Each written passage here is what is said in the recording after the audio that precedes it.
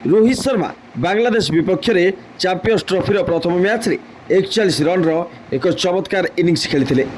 ରୋହିତ 36 ବଲ୍ର ଏହି ଇନିଂସରେ 7ଟି ଚୌକା ମାରିଥିଲେ। ଇନିଂସ ସହିତ ରୋହିତ ଶର୍ମା ଏକଦିବସୀୟ କ୍ରିକେଟରେ 11,000 ରନ୍ ମଧ୍ୟ ପୂରଣ କରିଥିଲେ। ଏହା ସହିତ ହିଟମ୍ୟାନ୍ କ୍ରିକେଟର ଭଗବାନ କୁହାଯାଉଥିବା ସଚିନ ତେନ୍ଦୁଲକରଙ୍କ ରେକର୍ଡ ମଧ୍ୟ ଭାଙ୍ଗିଛନ୍ତି। ରୋହିତ 11,000 ଦିନିକିଆ ରନ୍ ପୂରଣ କରିବାରେ ଦ୍ୱିତୀୟ ଦ୍ରୁତତମ ଖେଳାଳି ହୋଇଛନ୍ତି। ସେ 261ତମ ଇନିଂସରେ ଏହି ସଂଖ୍ୟା ଛୁଇଁଥିଲେ। ସଚିନ ତେନ୍ଦୁଲକର ଏହି ତାଲିକାରେ ତୃତୀୟ ସ୍ଥାନକୁ ଖସି ଆସିଛନ୍ତି। ପୂର୍ବ ଭାରତୀୟ କ୍ରିକେଟର ସଚିନ 276ତମ ଇନିଂସରେ 11,000 ୱାନ୍ଡେ ରନ୍ ପୂରଣ କରିଥିଲେ। ସେ 28 ଜାନୁଆରୀ 2002ରେ କାନପୁରରେ ଇଂଲଣ୍ଡ ବିପକ୍ଷରେ ତାଙ୍କର 10,000 ରନ୍ ପୂରଣ କରିଥିଲେ।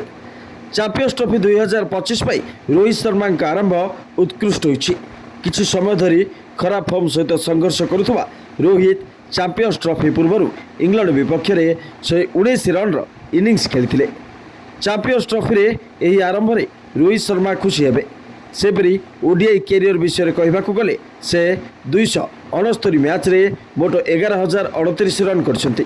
ଏଥିରେ ସେ 32ଟି ଶତକ ଏବଂ 57 ଅର୍ଦ୍ଧଶତକ ହାସଲ କରିଛନ୍ତି।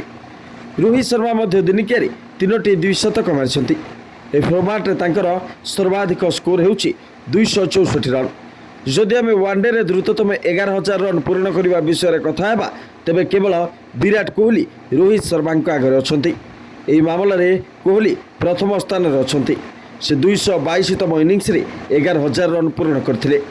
କୋହଲି 16 ଜୁନ୍ 2019ରେ ପାକିସ୍ତାନ ବିପକ୍ଷରେ ଏହି କୃତିତ୍ୱ ହାସଲ କରିଥିଲେ।